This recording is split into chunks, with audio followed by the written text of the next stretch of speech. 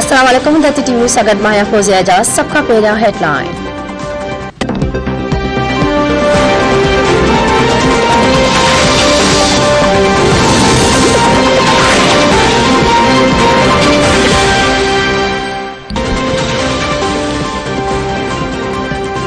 पाकिस्तान में कोरोना विघे वधी 41 मरीज हयाती विञाए वेठा। NCOC मूजिब गुज़िरियल मुल्क में 55,304 माण्हुनि जा नमूना वरिता विया।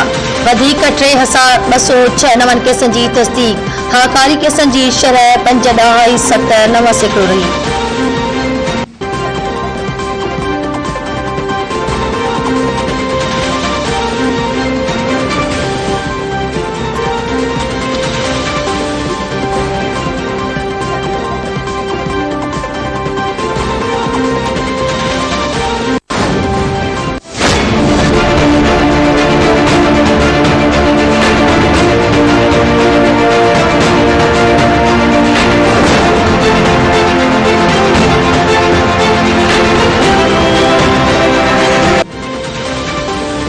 आलमी मार्केट जो असर पेट्रोल के अघन में वाध जो इम्कान। आलमी मंडी में पेट्रोल ₹6.5 और डीजल ₹5 फी लीटर चढ़ी वियो।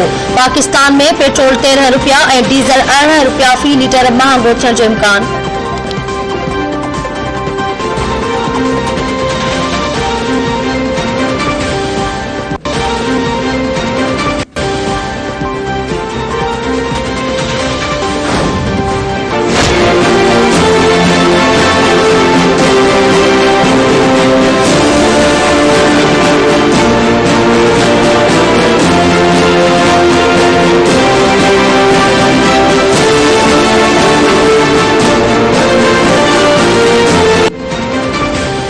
नवाब वली मोहम्मद में जमीनी तकरार का झेड़ो। पुलिस चौकी इंचार्ज अब्दुल हमीद खोसो समेत 6 ॼणा मारिजी विया। माजी वेलन में माशूक भंड, कुर्बान भंड ऐं 2 फ़कीर शामिल। फायरिंग दौरान ॿिन्ही धुरनि जा 3 ॼणा ज़ख़्मी भी थी पिया। वाक़े बाद इलाक़े में ख़ौफ़ वारी सूरतहाल पकड़ियल। धुरनि में छिकताण बरक़रार।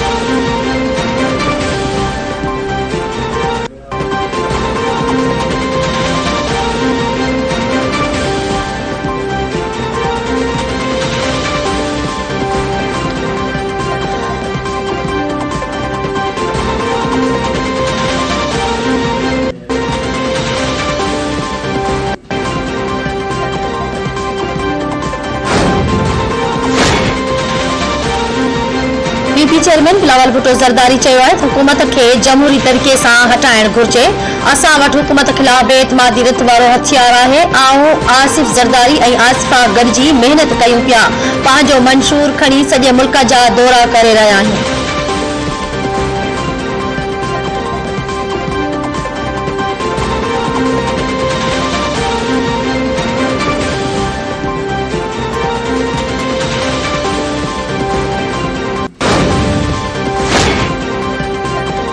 बेइतमादी रिथ ते अपोज़िशन सां गॾु आहियूं। अॻूणे सदर आसिफ अली ज़रदारी PTM खे ख़ातिरी कराए छॾी। ज़रियनि मूजिब मौलाना फज़लुर रहमान आसिफ अली ज़रदारी सां फ़ोन ते राब्तो करे खाइंस वज़ीर आज़म ख़िलाफ़ बेइतमादी रिथ ते हिमायत घुरी। PTM सरबराह अॻूणे सदर खां संदसि सिहत बाबति मालूम कयो।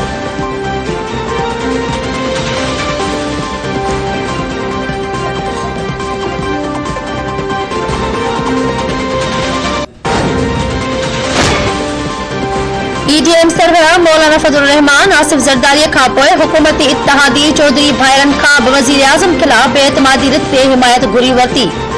चौधरी शुजात हुसैन ऐं परवेज़ इलाही चयो आहे त PP ऐं JUI सां पुराणा वास्ता आहिनि। मुल्क लाइ जेको बहितर हूंदो उहो कंदासीं। मुखालिफ़ धुर सां कुझु ख़दशा हुआ जेकी अञा बि बरक़रार आहिनि।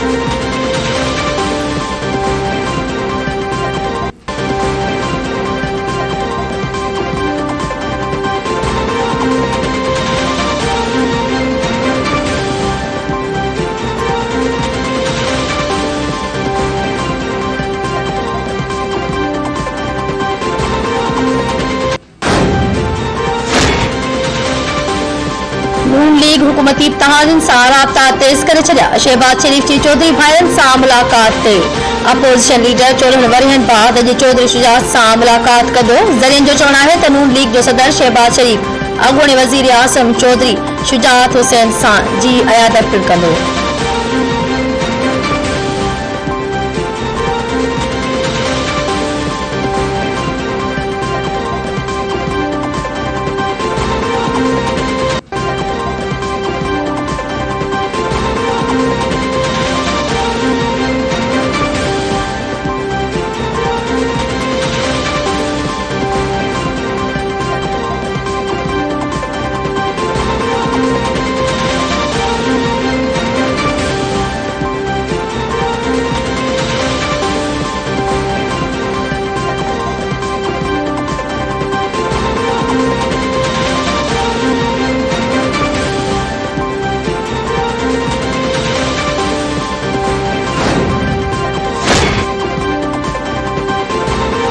लाड़काने जी Benazir medical university doctor Nausheen जे फॉरेंसिक रिपोर्ट ते एतराज़ वारे छॾिया।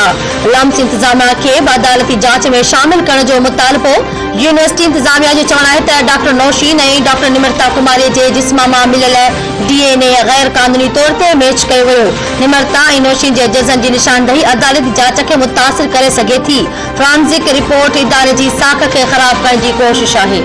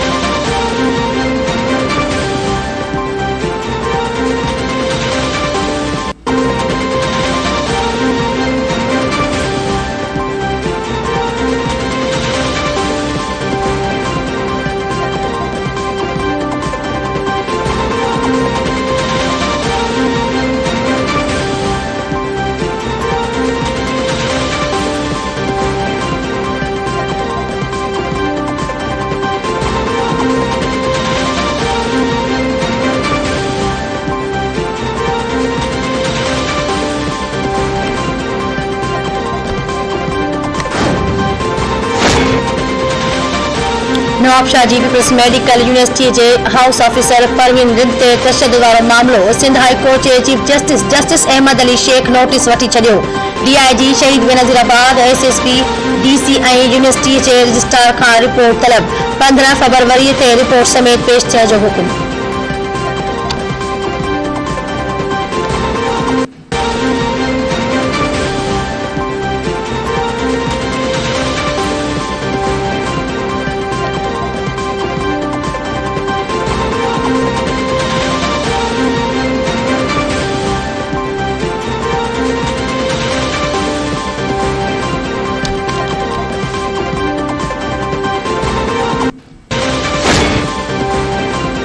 PPMP अली हसन ज़रदारी जी भाउ जे टीजे जूं रस्मूं अदा। इमाम काबा हाजी मोहम्मद दरदर जे टीजे में ख़ासि दुआ घुरी। ज़ियाउल हसन लंजार, इस्माइल दाहिरी, रफ़ीक जमाली, तारिक मसूद आरई, गुलशन मेमन, अली अकबर जमाली ऐं ॿियनि तरफ़ां अली हसन ज़रदारी सां उज़ुर ख़्वाही। हाजी मोहम्मद ज़रदारी जे लाॾाणे ते दुख जो इज़हार।